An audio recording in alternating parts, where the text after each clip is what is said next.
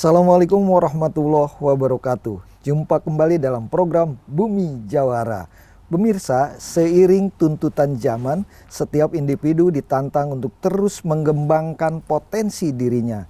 Individu yang mampu memanfaatkan potensinya akan bertahan dan berkembang. Sementara yang kurang mengenal potensi dirinya mencari jalan pintas dengan cara melanggar hukum.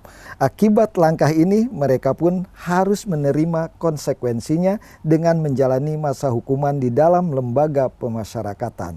Akibat langkah negatif itu bukan hukuman badan saja yang akan diterima, tetapi juga stigma negatif dari masyarakat.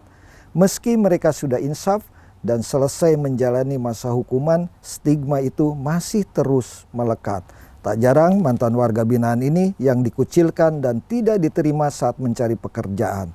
Ingin membuka usaha sendiri, tidak punya keterampilan khusus. Kondisi ini tentu saja menimbulkan dampak psikologis terhadap mantan warga binaan yang ingin kembali hidup normal di masyarakat. Kondisi-kondisi tersebut menjadi perhatian Dinas Sosial Provinsi Banten dengan meluncurkan program bimbingan keterampilan bagi mantan warga binaan Lembaga Pemasyarakatan atau BKBWBLP. Harapannya mantan warga binaan ini nantinya memiliki keterampilan khusus sehingga bisa mandiri. Pemirsa, untuk mengetahui seperti apa program spesial dari Dinas Sosial Provinsi Banten ini, di studio JPM TV telah hadir Kepala Bidang Rehabilitasi Sosial Dinas Sosial Provinsi Banten, Ibu Dr. Anda Epi Sophia Restu Nilawati. Ya, Assalamualaikum. Waalaikumsalam warahmatullahi wabarakatuh. Apa kabar? Alhamdulillah sehat. Sibuk apa nih sekarang? Kita sedang ke lapangan, Pak. Kita sedang memverifikasi, validasi anak terlantar, lanjut usia, dan juga disabilitas. Karena memang ini cakupan dinas sosial ini kan kalau istilah orang Banten ini dari sajadah hingga haram jadah. Ya begitu. Banyak yang harus kita kita bantu. Intinya mah ke situ sebetulnya. Karena kan dari COVID juga kan, dampak COVID juga lumayan tinggi. Betul. Dampaknya tidak hanya ekonomi saja, tapi secara sosial, psikologis itu pasti ada dampaknya. Begitu kan. Kan kalau COVID itu kan kita betul-betul waktu itu sepertinya hambatannya banyak sekali, gitu. Nggak bisa kemana-mana, mau interaksi dan orang juga harus hati-hati gitu kan. Jadi itu bagi sebagian orang itu membuat stres gitu. Dampak stres inilah yang perlu kita sembuhkan sebetulnya seperti begitu. Ya, kembali ke tema kita hari ini tentang para bekas pemberian keterampilan terhadap mantan warga binaan ini. Bisa dijelaskan apa yang dimaksud dengan mantan warga binaan Lembaga Pemasyarakatan? Saya agak kesulitan juga membaca singkatannya. BWBLP. Ya, BWBLP. Bekas warga binaan Lembaga Pemasyarakatan. Iya, ya, terima kasih. Mungkin sebelum saya bicara terkait dengan BWBLP, perlu saya sampaikan dulu bagaimana peran dinas sosial dalam hal ini, khususnya di dalam penanggulangan penyandang masalah kesejahteraan sosial. Nah, dinas sosial ini sebagaimana diamanatkan oleh peraturan pemerintah nomor 39 tahun 2012, yaitu salah satu dinas yang diberikan tugas pokok dan fungsi untuk penyelenggaraan kesejahteraan sosial. Nah, apa itu sebut penyelenggaraan kesejahteraan sosial?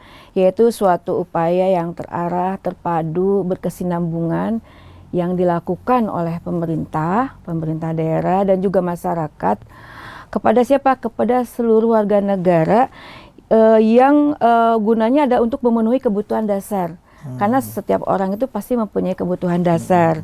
Nah, apa saja yang dilakukan oleh dinas sosial, yaitu dari aspek rehabilitasi sosial, itu khususnya bagi penyandang masalah sosial yang memang harus atau membutuhkan rehabilitasi penyandang sosial. Masalah sosial itu ada berapa? Ada 26 penyandang. Banyak ya. Ada 26. Nah, yang kedua ada jaminan sosial. Nah, tentu saja jaminan sosial kan intinya bagaimana menumbuhkan motivasi untuk berkarya ya. Jadi setelah direhab mungkin membutuhkan jaminan-jaminan sosial. Nah, kita ada yang disebut dengan jaminan sosial. Yang ketiga adalah pemberdayaan sosial.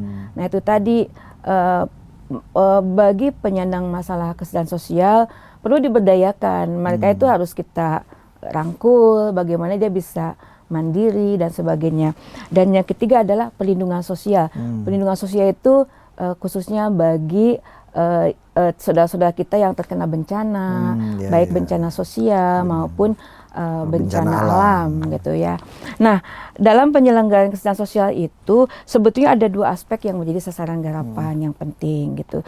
Yang pertama adalah penanggulangan dan penanganan pemerlu pelayanan kesejahteraan sosial yang tadi disebut dengan PMKS. Nah, jadi PMKS ini adalah seseorang atau keluarga yang karena sesuatu hal dia mendapatkan hambatan, kesulitan dan gangguan sehingga dia tidak bisa berfungsi sosialnya dan juga tidak bisa berinteraksi sosial. Nah, itu yang disebut dengan PMKS itu tadi yang saya sebutkan. Nah, sehingga karena ada hambatan-hambatan tersebut, dia tidak bisa memenuhi kebutuhan hidupnya, kebutuhan sosialnya, dan sebagainya.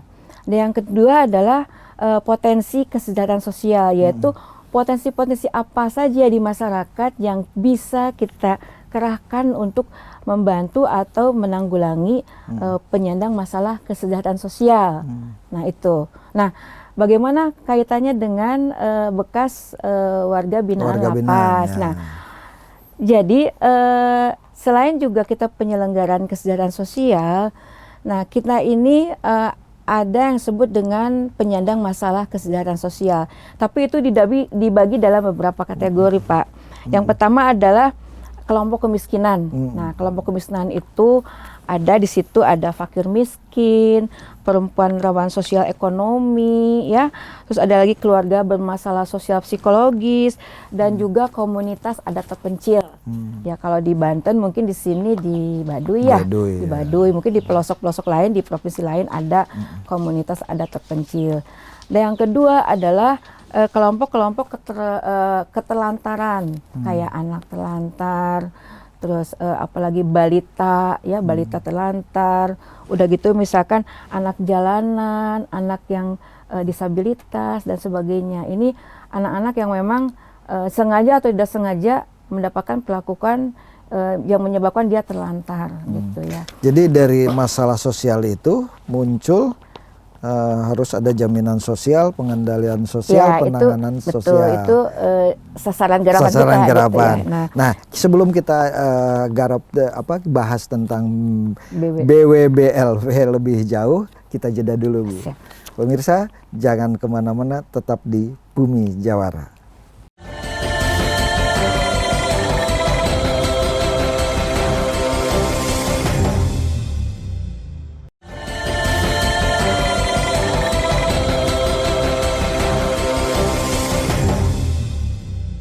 Kembali lagi dalam Bumi Jawara.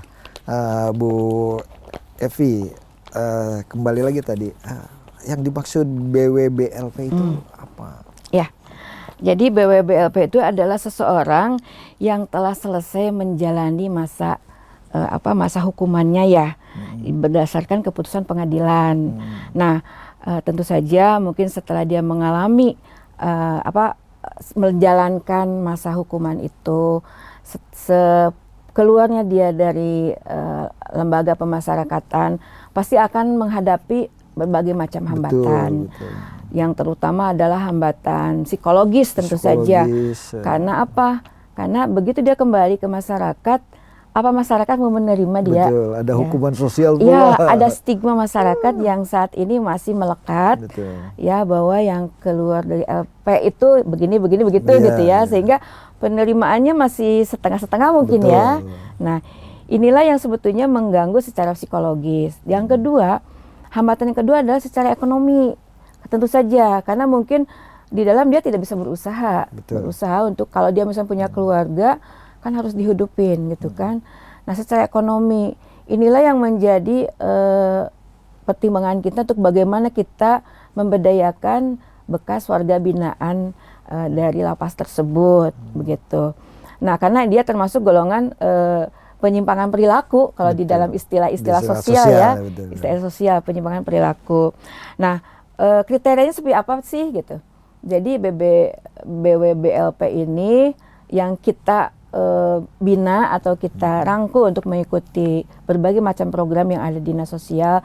Tentu saja kita mempunyai kriteria. Yang pertama adalah ya dia usianya mungkin 18 tahun sampai dengan 50 tahun gitu ya. Usia produktif bekerja. Dia sudah masa-masa inilah masa-masa produktif gitu. Yang kedua tentu saja dia mempunyai hambatan itu tadi baik secara psikologis, sosial, sehingga dia tidak mampu untuk bagaimana saya menanggulangi hambatan kita. Nah, yang ketiga adalah karena dia tidak beraktivitas yang produktif, dia sulit dong untuk diterima di berbagai peluang pekerjaan. Ini yang menjadi pertimbangan kita, sehingga dikhawatirkan kalau dia tidak mempunyai pekerjaan tetap, contoh lah misalnya tidak ada penghasilan, balik lagi dong ke pekerjaan yang sudah dia masuk, jadinya keluar masuk deh gitu kan. Ini yang kita khawatirkan, sehingga inilah menjadi tugas dinas sosial untuk bagaimana memberdayakan bagi bekas warga binaan lapas tersebut. Kan kalau kita lihat di lembaga pemasarakatan itu ada juga kan pelatihan-pelatihan. Nah, kriteria dari yang dilakukan dinas sosial mengikuti hasil ini atau memang lebih pada kondisi psikologis untuk supporting dia bisa survive gitu. Ya. Jadi begini, kalau kan namanya bekas ya, X. Jadi kita tidak bisa masuk manakala dia masih berada di dalam. Betul. Karena itu menjadi kewenangan Kemenhukam, Kementerian Hukum dan HAM. Nah, begitu dia keluar, ini sebetulnya menjadi tupoksi kami dinas sosial untuk bagaimana dia bisa pemberdayaan sosial dan lain-lainnya itu bisa kita lakukan. Nah, oleh karena itu kita punya kriteria bahwa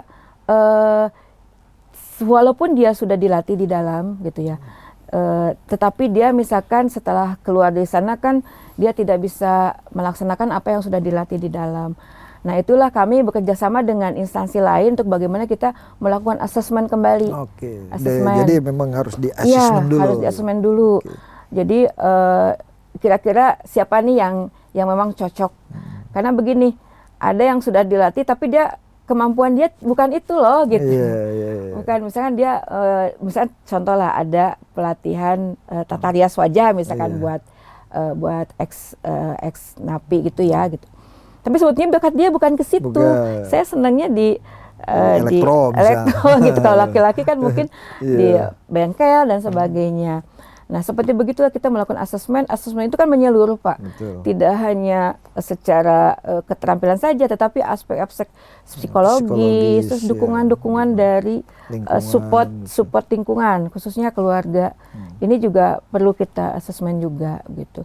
Jadi kita itu tadi melakukan asesmen kembali sesuai dengan kebutuhan dan baru kita tentukan mana sih yang kira-kira kita cocok. Kalau misalkan ternyata semuanya tuh sukanya perbengkelan kalau laki-laki, ya oke, kalau gitu kita lakukan pelatihan terkait perbengkelan misalkan begitu. Ya, gitu. Kalau jumlahnya ada berapa banyak yang kalau data yang keluar setiap tahun ada berapa? Ya. Saya kebetulan kita di dinas sosial tuh melakukan updating data gitu ya. Nah, yang 2023 belum keluar nih sebetulnya, tapi terakhir kita tahun 2022 tuh ada 1.357 orang warga bekas ya 1.357. Sedangkan kemampuan kami di dinas sosial, kami nggak bisa semua segitu bisa kita ikutkan dalam program kami. Nggak mungkin kita, karena anggaran kita terbatas ya, anggaran kita terus sehingga kita yaitu tadi kita betul-betul mengasesmen itu betul-betul yang memang sesuai dengan program kita. Nah, oleh karena itu kita memang bekerja sama dengan, khususnya dalam hal ini adalah Bapas ya, dengan Bapas, salah satu lembaga yang memang dia juga melakukan pembinaan juga bagi ex-napi. Nah, jadi kita minta dengan Bapas, kita sama-sama mengasesmen mana yang kira-kira kita sesuai dengan program kita. Karena banyak kan nih Pak, ini seluruh kabupaten loh, data ini dari seluruh kabupaten. Sehingga kapasitas kita juga di Dinsos tidak bisa sampai banyak-banyak Pak kalau program. Paling banyak itu cuma 20 orang gitu ya. Mungkin 1 tahun tuh 2 angkatan, 40 lah gitu. Nah ini kan 1.300. Setiap tahun itu 1.300 atau enggak. atau keseluruhan dari keseluruhan jadi dari yang masuk? BWBLP ini data tahun 2022 itu 1.300. Nah di tahun 2021 itu 1.706. Mungkin sudah ada berkurang ya, sudah istilahnya sudah ada yang keluarnya sudah ini ya. Jadi kita ambil data yang 2022 ya, 1.300 ini. Nah, kalau misalkan kita lihat data sekarang karena kita belum sedang updating lagi, yang 1.300 ini mau dikemanain nih? Sedangkan kapasitas kita cuma nggak nyampe 100 ya gitu kan, nggak nyampe 100 gitu. Otomatis ini kan peran serta semua pihak harus gotong royong ini. Betul Pak, betul. Karena kalau nggak kolaborasi dari 1.300 cuma 40. Nah betul. Makanya kita selalu sistem kita bagaimana membuat community. Jadi misalnya gini, yang sudah dilatih 1 orang, dia harus bisa melatih. Jadi ada beberapa BWBLP itu yang begitu keluar tuh mereka membuat komunitas ex-napi gitu. Ada lagi komunitas ibu-ibu yang sudah dilatih tata boga, itu mereka bikin grup lagi gitu. Iya. Nah mungkin sasaran kita ini yang bisa ke situ gitu Pak. Karena kalau hanya 40 saja saya pikir nggak akan tuntas, nggak ngangkat gitu.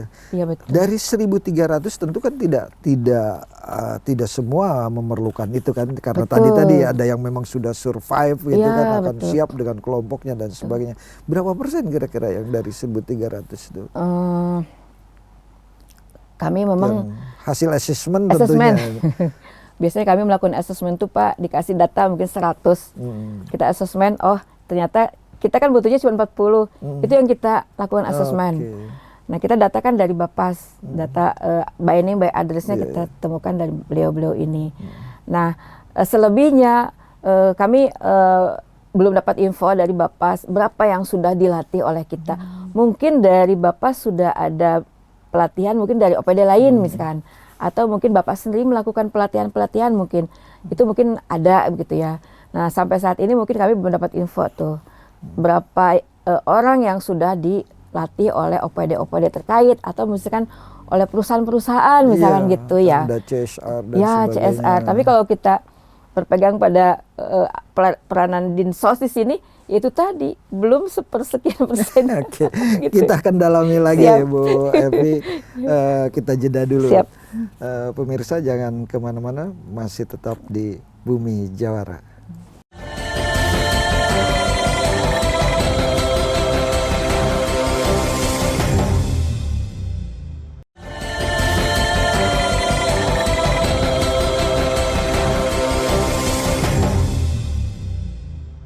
Kembali lagi dalam program Bumi Jawara, masih bersama Kepala Bidang Rehabilitasi Sosial Dinas Sosial Provinsi Banten, Ibu Evi Sofia. Menarik Bu, karena memang materialnya banyak nih, objeknya banyak, tapi kemampuannya hanya ya dari 1.300 hanya 40 orang. Nah tentu perlu kolaboratif. Nah kalau secara keseluruhan dari kan mungkin tidak bisa hanya oleh dinas sosial, dinas-dinas yang lain mungkin dengan drivernya dinas sosial. Apa peran yang bisa dilakukan oleh Provinsi Banten, pemerintah Provinsi Banten selain dari dinas sosial yang mungkin dikoordinasikan dinas sosial? Baik, ya memang betul. Kalau dinas sosial sendiri yang istilahnya semua kita masuk ke dalam program kami, mungkin itu tidak tidak bisa kami tangani semua karena memang keterbatasan baik anggaran dan sebagainya. Nah, kami memang melakukan beberapa hal, terutama di internal pemerintah Provinsi Banten. Kami kerjasama dengan Dinas Tenaga Kerja. Dinas Tenaga Kerja, kita melakukan pelatihan-pelatihan seperti yang sudah kami laksanakan nih beberapa waktu yang lalu. Kita kerjasama mereka untuk perbengkelan, misalnya perbengkelan motor. Nah, di sana Dinas Tenaga Kerja itu khususnya dalam hal ini adalah Balai Latihan Kerja itu menawarkan bagaimana kalau nanti mereka bisa mengikuti lebih lanjut pelatihan tingkat mahir gitu ya, dilatih beberapa bulan.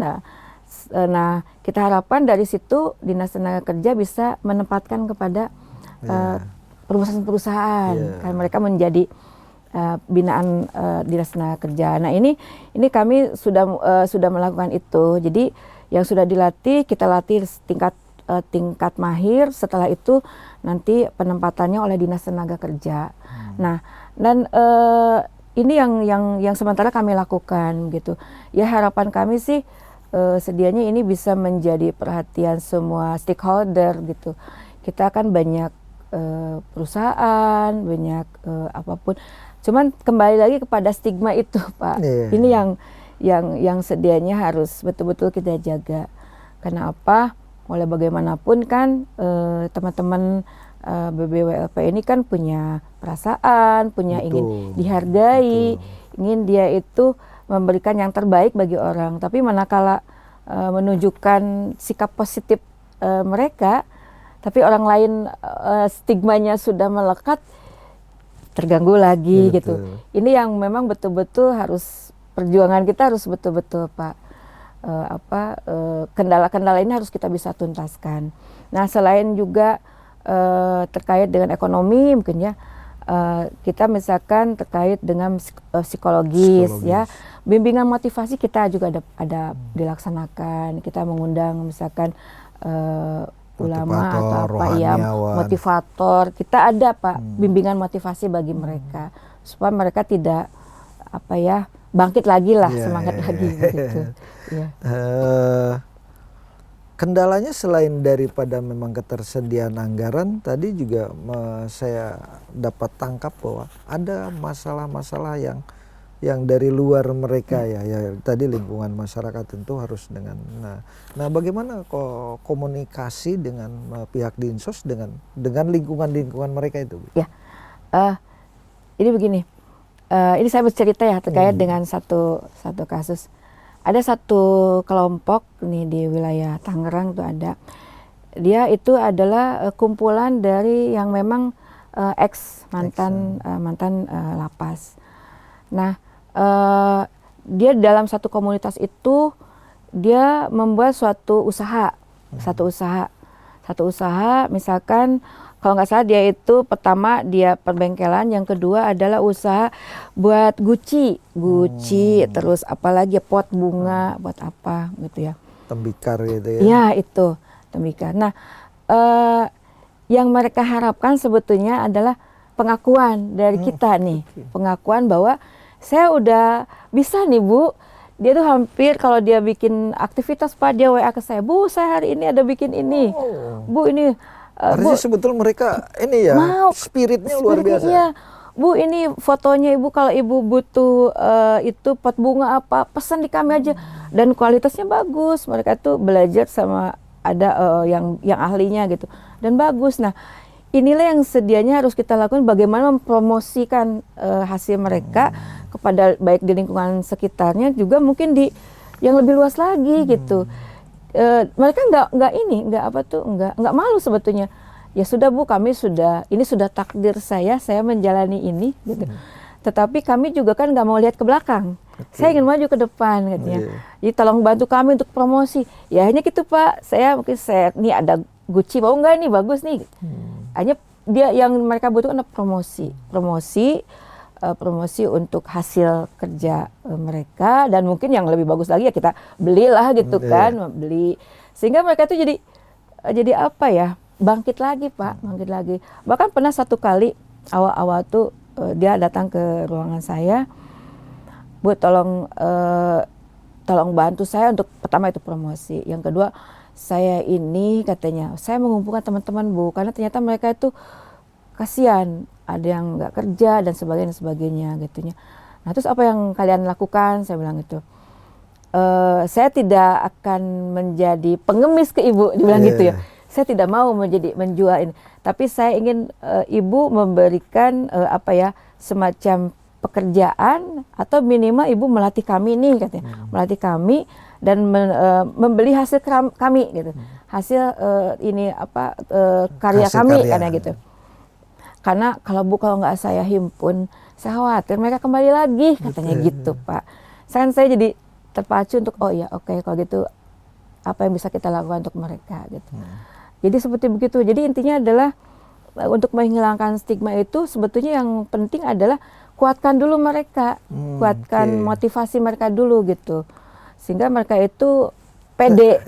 Sekarang ini yang ditemui oleh dinas sosial tuh lebih banyak mereka berkelompok atau memang bertebaran? Ada beberapa yang berkelompok. Ya berkelompok ini saya lihat maju nih, udah mulai maju. Tapi ada juga yang bertebaran. Nah kemarin saya melakukan Monef Pak, Monef. Beberapa waktu yang lalu kita melakukan pelatihan membuat cuanki Pak, bakso cuanki ya, cuanki, dan juga ini barista kopi.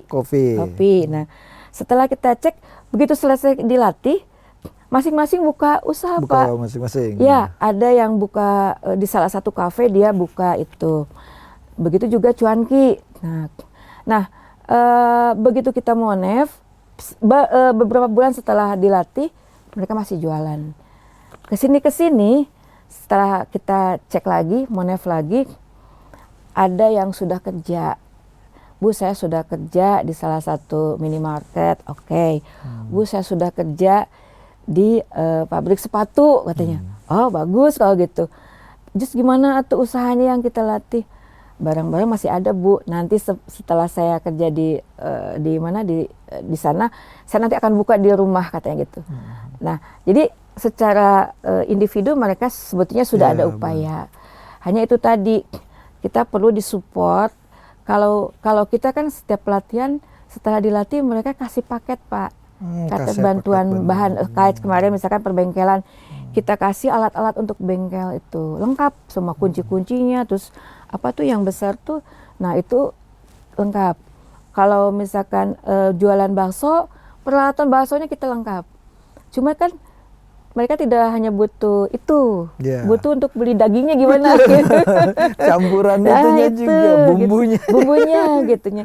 Awal-awal karena kita support, sebulan 2 bulan dia berjalan. Tapi mungkin modal habis dipakai untuk makan. Betul, gitu ya. betul. Nah ini yang harus saya sampai dengan teman-teman di bidang tuh, kayaknya ke depan kita mesti pendampingan terus deh, saya bilang gitu. Kalau mereka udah jadi betul, kita bisa lepas gitu. Ya, nanti kita ini Bu, tadi kan disinggung bahwa mereka juga ikut pelatihan di Balai Pelatihan Tenaga Kerja. Nah, kita akan kupas itu. Siap. Pemirsa jangan kemana-mana dulu, tetap di Bumi Jawara.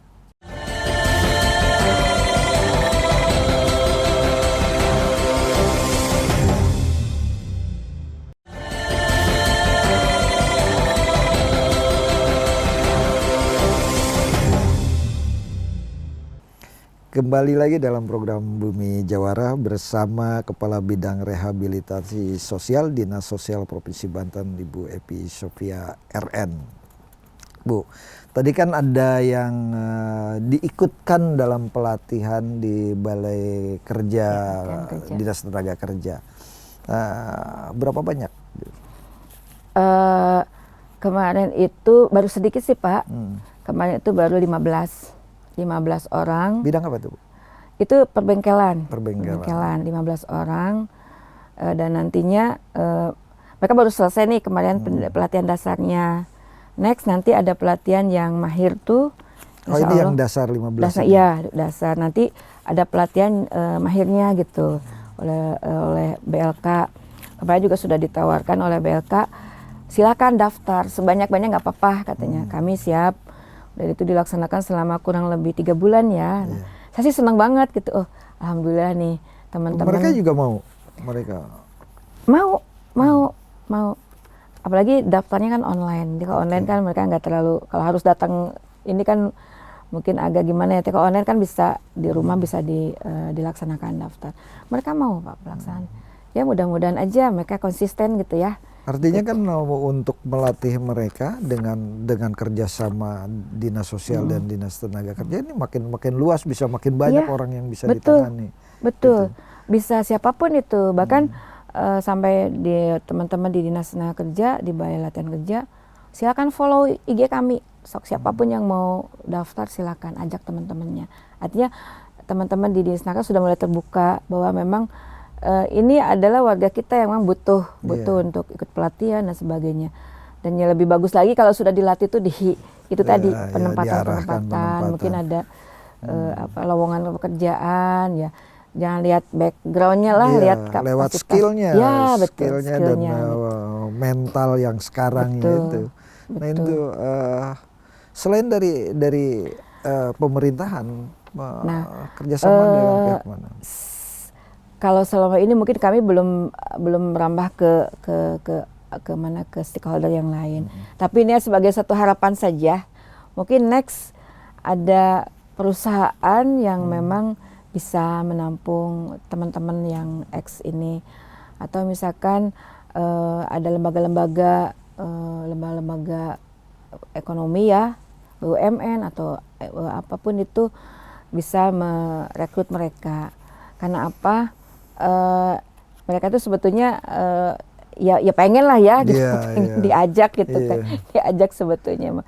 Ya mungkin kami ke depan mungkin kita akan melakukan MOU dengan beberapa BUMD, BUMN mungkin ke depan untuk bagaimana kita menawarkan. Tapi sebelum ke sana Pak, seharusnya ini kita siapkan dulu. Teman-teman yang memang dilatih ini harus kita siapkan dulu skillnya gitu. Jangan sampai kita tawarkan mereka nggak bisa apa-apa gitu. Lebih baik kita siapkan dulu skill mereka, kita monef setelah selesai, mungkin nantinya bisa kita magangkan dulu misalkan di mana ya tempat-tempat perusahaan apa. Nah mungkin setelah itu ya kita sampaikan bahwa ini udah siap gitu untuk bekerja di tempat yang ini. Tapi ada satu hal lagi nanti, bahwa selain dari urusan skill, mental, modal juga. Itu dia. Betul. Betul. Bagaimana dengan permodalan itu? Nah, kalau permodalan mungkin kami di Dinsos tidak bisa memberikan cash ya.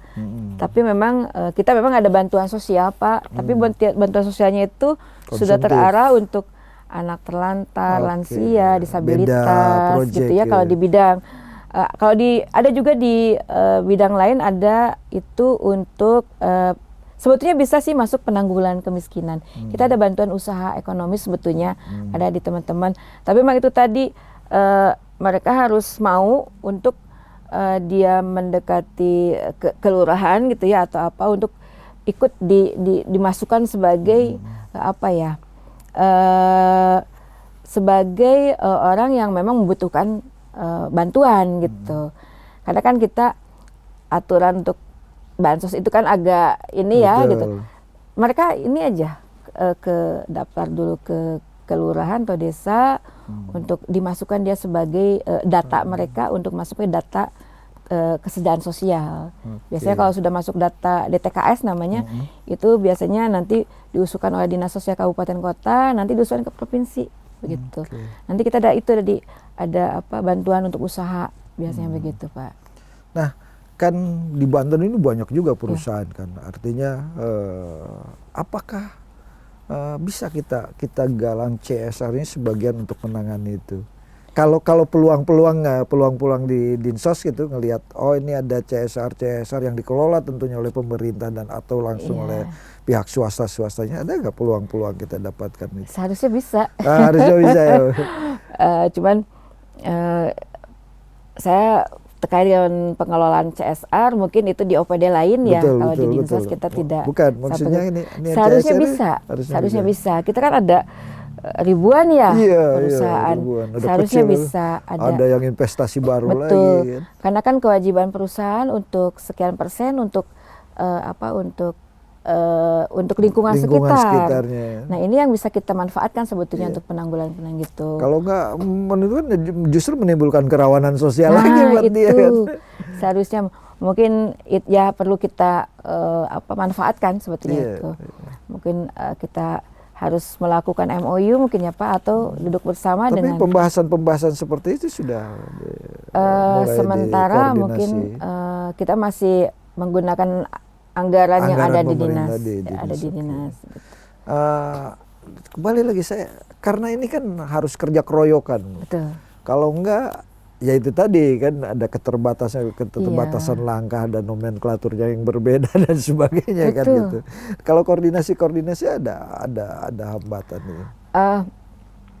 Ya itu tadi kami memang ada potensi kesejahteraan sosial, artinya lembaga-lembaga yang memang ada di bawah dinas sosial.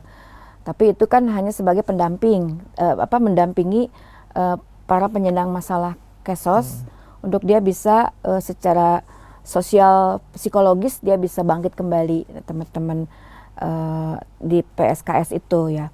Nah terkait dengan kita MOU dengan beberapa stakeholder yang memang ini kayaknya harus segera dimulai nih. harus segera dimulai. Kan gini juga kan, misalnya kan lembaga pemasyarakatan juga Bapas juga kan. Ya. Itu kan juga beda ininya, Ya. beda kementeriannya juga kan, Betul. ini pemerintah daerah. Nah itu juga Ya. koordinasinya gimana? Betul. Kalau kami kalau Bapas mungkin mereka juga punya kegiatan juga mungkin ya. Tapi mungkin sekarang nggak mungkin ngorek-ngorek mereka tuh Pak gimana. Enggak, Tapi setahu saya mereka koordinasi. selama ini kita selalu bekerja sama. Artinya begini, tentu saja kerjasama dalam hal kita itu tadi klien kita yaitu ex WB ini. Jadi kami kan tidak tahu si A si B di sekitar kita itu siapa saja. Nah kami hanya kerjasama untuk bagaimana Pak saya mau minta data terkait dengan ini untuk nanti kami bina. Nah mereka hanya punya datanya. Tapi selama ini setiap tahun kita kerjasama sama mereka. Datanya kita asesmen sama-sama, baru kita pelatihan. Mungkin di Bapas juga ada pelatihan-pelatihan juga. Kan ada yang mereka keluar itu kan di bawah binaan Bapas kan tuh. Mungkin mereka juga mungkin sudah punya istilahnya sudah menyisir dari sekian banyak yang tahun ini keluar misalkan yang untuk dinsos Sudah sekian orang nanti mungkin Bapas mungkin sekian gitu dinsos sekian atau mungkin ada OPD lain yang butuh mungkin sekian diberikan karena itu tadi kami kan datanya itu harus betul-betul mereka yang pegang. Kita tidak memegang data gitu begitu Pak. Jadi intinya kalau dengan teman-teman di Bapas kita senantiasa kita koordinasi. Pernah nggak dinas sosial misalnya pelatihan yang ada di lembaga pemasyarakatan itu bentuknya kayak begini gitu lihat. Kan itu juga penting dasar sebagai kelanjutan gitu. Ya. Kalau maksudnya yang di dalam Pak? Yang di dalam. Yang di dalam. Kalau di dalam kami memang data saja yang data, dikasihnya. Ya, karena itu tadi kewenangan kami nggak masuk di dalam. Kita hanya yang sudah keluar saja kalau di dalam. Tapi mungkin kalau kunjungan kami melakukan kunjungan pada momen-momen tertentu kita kunjungan ke sana gitu. Kita kunjungan. Tapi setelah keluar itu yang menjadi tugas kami di dinas sosial gitu. Baik Ibu, kita tahan dulu. Kita rest sejenak buat ada yang lewat dulu. Pemirsa masih tetap di Bumi Jawara.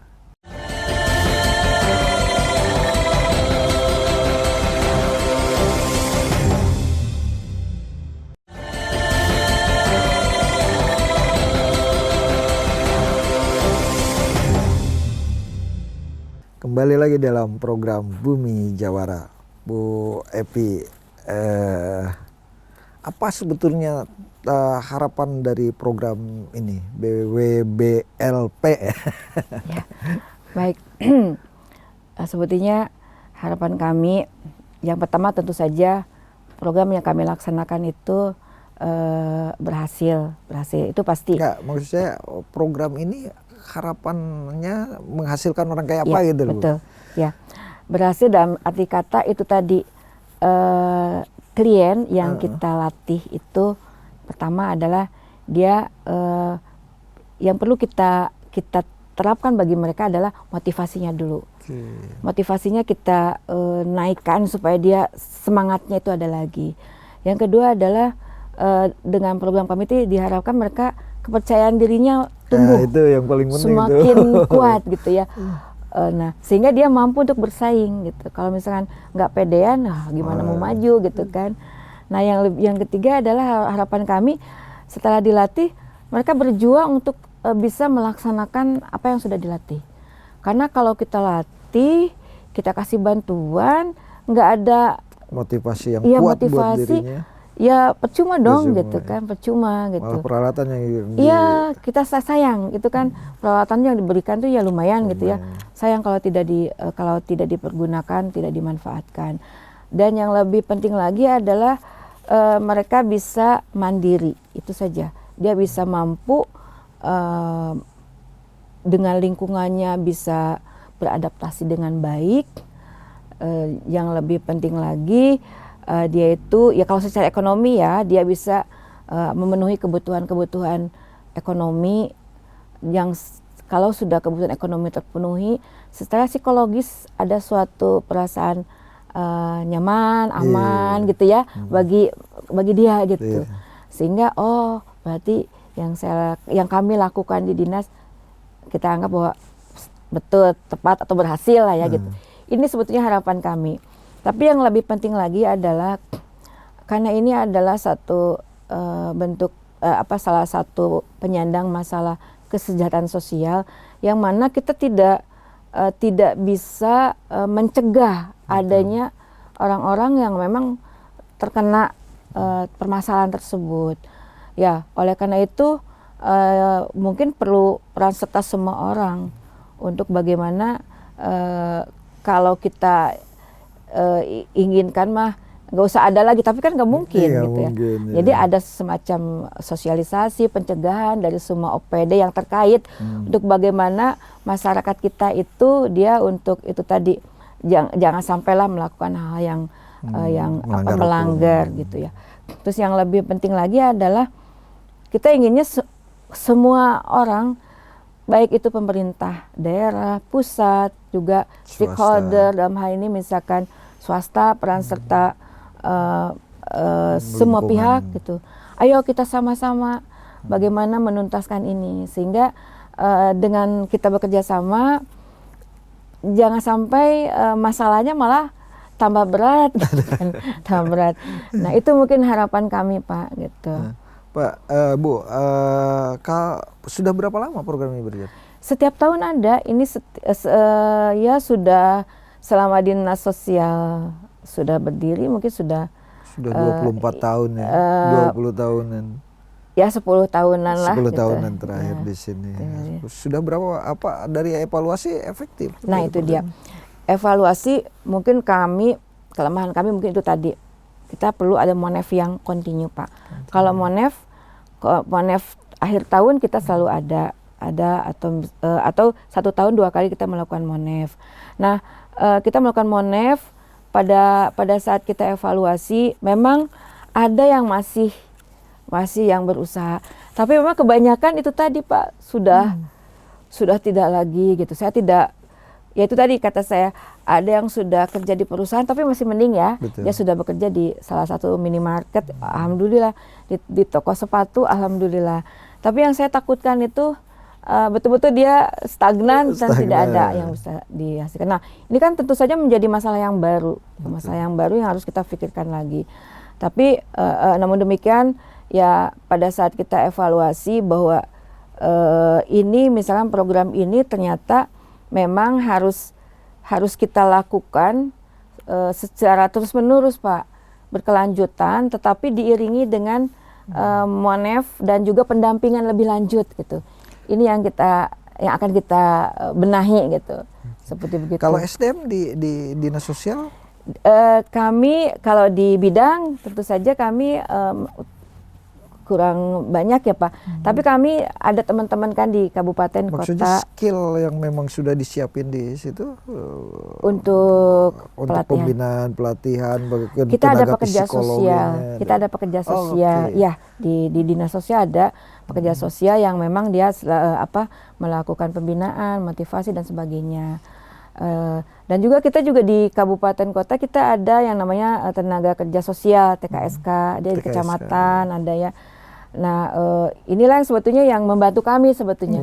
Kalau di dinas memang kita terbatas Iya. ininya SDM-nya, tapi dengan bantuan teman-teman Peksos yang ada di kecamatan, di kabupaten, nah itulah kami senantiasa melakukan kegiatan yang memang bersama-sama, ya membantu kami lah waktu itu.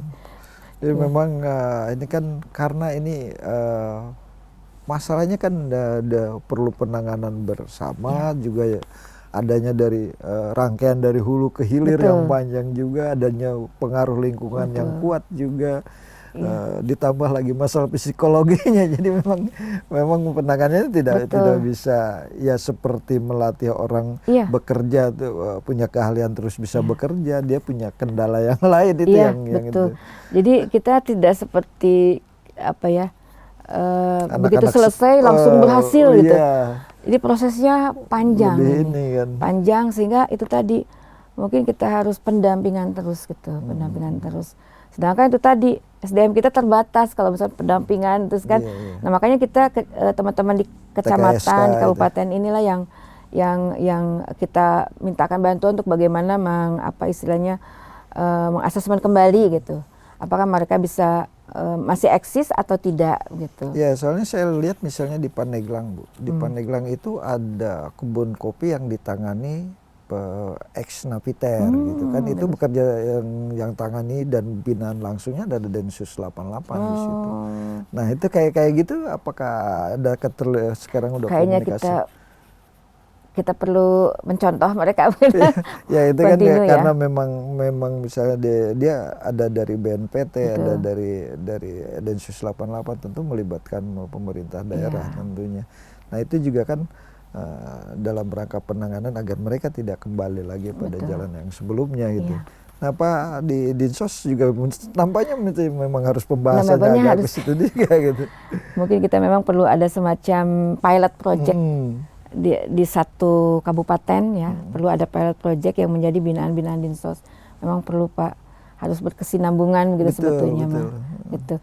Cuma itu tadi karena kita juga sasaran garapan kita kan banyak tuh Pak, 26 PMKS penyandang masalah kesos, SDM terbatas ya otomatis kita istilahnya tuh bukan ya harus banyak kolaborasi ya, itu, dengan pihak lain. Memang semuanya pasti terbatas SDM-nya. Kalau tidak kolaborasi tidak akan, karena semuanya perlu kerja keroyokan.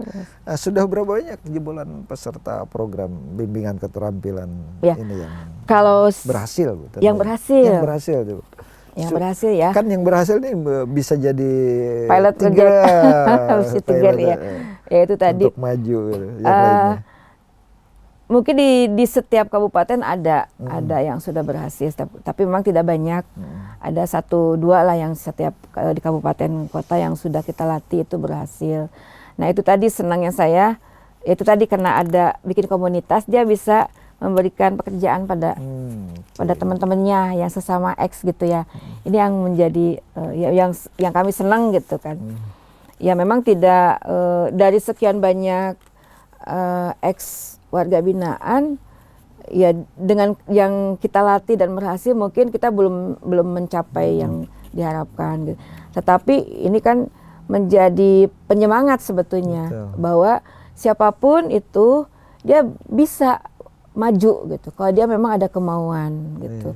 Dan itu tadi kepercayaan diri dia itu yang harus kita bangkitkan begitu. Oke Bu Epi, menarik tadi kerja bersama itu yang saya agak ulang-ulang tanyakan gitu. Siap. Karena ini kan memang perlu pekerjaan bareng-bareng. Tapi kita tahan dulu, kita jeda dulu sejenak Bu Epi. Pemirsa masih tetap di Bumi Jawara.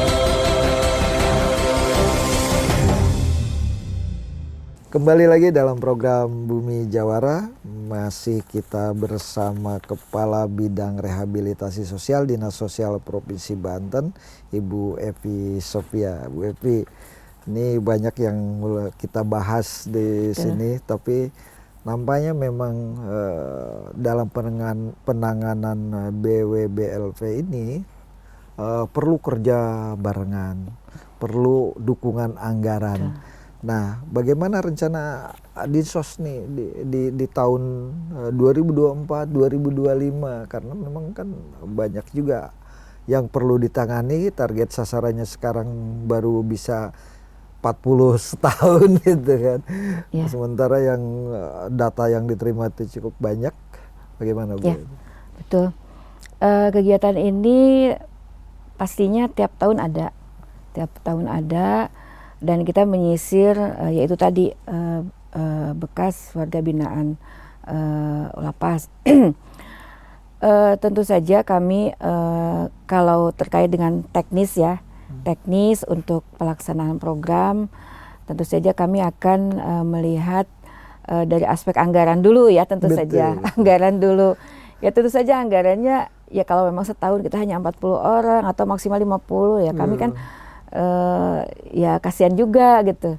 Ya kami harapkan memang ada apa ya, anggaran kami untuk melakukan program tersebut mungkin bisa lebih banyak lagi merambah kepada teman-teman ex warga binaan yang lebih banyak lagi gitu. Segmen mereka tuh sebetulnya yang perlu kita yang kita dukung itu lebih banyak lagi gitu, ke mungkin apa nantinya bisa beberapa jenis usaha misalkan ya, satu itu. Yang kedua adalah program kami juga kami harapkan itu tadi dukungan-dukungan dari berbagai pihak, aspek misalkan untuk anggaran ya tentu saja OPD terkait misalkan Bapeda atau BPKAD atau mungkin dari legislasi mungkin bisa memberikan anggaran yang lebih ini lagi. Tapi yang lebih penting adalah bagaimana program ini bisa kita laksanakan dengan sebaik-baiknya, juga melibatkan berbagai pihak gitu. Intinya ke situ. Karena kami sekarang mungkin dengan Dinas Tenaga Kerja, tapi mungkin ke depan kami inginnya dengan BI misalkan. BI itu kan banyak program binaan misalkan terkait dengan UMKM gitu. Nah, ini mungkin nanti ke depan kita pengennya sih ada semacam MOU untuk bagaimana yang teman-teman yang sudah dilatih ini mungkin kita masuk menjadi binaannya BI misalkan gitu.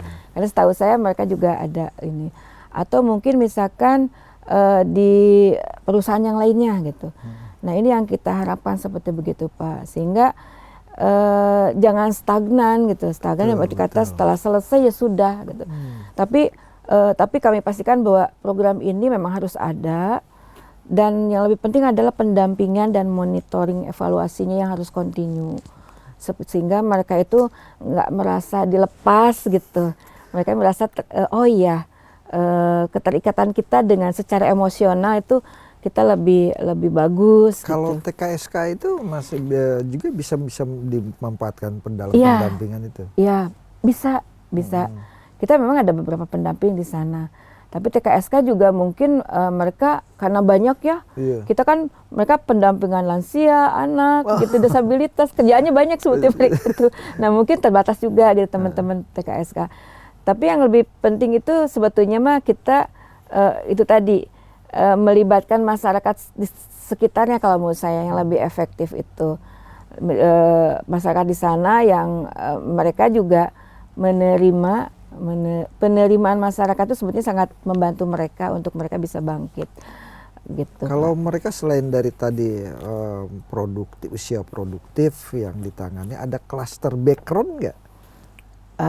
Sementara sih tidak. Oh enggak, pokoknya mereka mantan warga binaan sudah itu dan usia produktif untuk bekerja itu dari yang berbagai menjadi sasaran. Dari berbagai background. Kemarin memang macam-macam gitu. Jadi kemarin saya tanya teman-teman di Bapas, memang mereka ada kasusnya macam-macam gitu. Ya tapi mungkin mereka juga istilahnya kan ini asesmennya 2 kali nih. 2 kali. Dari Bapas mungkin asesmen, kami juga asesmen. Mereka juga mungkin tidak akan memberikan kriteria seperti bagaimana gitu yang Iya. bisa kami lakukan oleh Dinsos gitu. Karena kan mungkin kalau di Bapas lebih ketat atau gimana Iya. gitu. Mungkin mereka memberikan yang kiranya bisa kita lakukan gitu. Jadi kalau background sih kami nggak masalah Pak, Nggak masalah. sepanjang itu sudah dilakukan assessment gitu. Iya. Menarik Bu, Iya. banyak yang perlu kita lakukan bersama. Apa himbauannya biar nih program ini menjadi lebih luas, menjadi lebih banyak orang yang bisa kita sentuh gitu untuk bisa mandiri dan kembali ke masyarakat. Iya. Harapan Ibu gimana? Ya, harapan Atau saya himbauan lah gitu. mungkin ya bagi himbauan saya mungkin untuk pemerintah, baik pemerintah pusat, daerah, juga untuk masyarakatnya secara lebih luas, bahwa warga binaan itu memang warga negara yang memang dia itu sama halnya dengan kita, tetapi karena dia mempunyai permasalahan terkait dengan hukum sehingga dia dihadapkan pada masalah seperti begitu.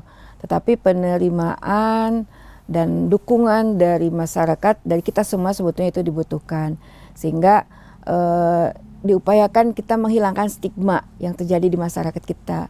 Dengan stigma negatif yang ada di mereka itu yang di kita ini kita hilangkan, tetapi dirangkullah mereka untuk bisa masuk ke dalam masyarakat gitu.